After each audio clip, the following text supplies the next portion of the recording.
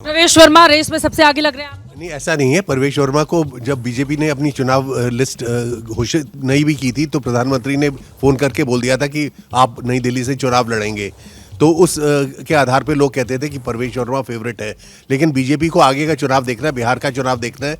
अगर 29 सीटें जो पूर्वांचली सीट्स हैं जिसमें अगर बीजेपी को अच्छी जीत मिली है तो कोई पूर्वांचली भी बीजेपी का चीफ मिनिस्टर बन सकता है, चाहे वो ये आपके सतीश उपाध्याय हों, चाहे मनोज तिवारी हों या कोई भी हो और कोई पूर्वांचली।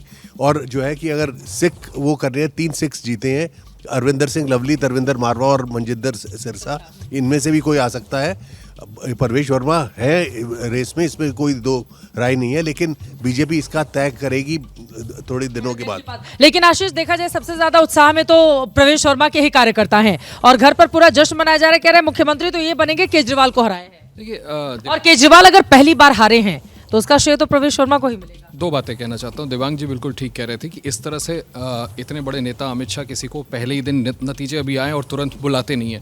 अगर बुलाए हैं तो it could be either ways, या तो ये कहने के लिए कि शांत रहिएगा अभी को बनाएंगे, या तो ये कहने के लिए शांत रहिएगा कुछ और अकोमोडेट करेंगे, हमें बनाना इस बार किसी और को पड़ेगा for the factor of Punjab, जो अभी सर कह रहे थे।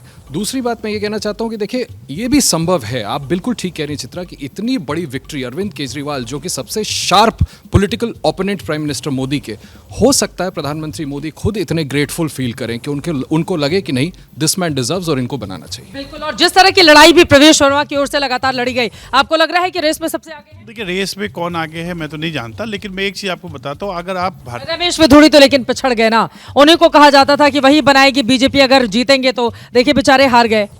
चित्रा जी, अब भारतीय जनता पार्टी जिस तरीके से राज्यों में चुनाव लड़ती है, आपने अगर देखा होगा तो पहले के टेम्पलेट से थोड़ा भिन्न है। और वो भिन्न मैं ये इसलिए कह रहा हूँ कि जब ये चुनाव शुरू होता है तो पहले प्रधानमंत्री खुद लीड करते थे। अब आप देखेंगे कि पहले जो स्थानीय लोग हैं उनसे लीड करवाते हैं, उनसे अटैक होता है, और उसके बाद प्रधानमंत्री अपनी गारंटी को लेकर लास्ट में आते हैं।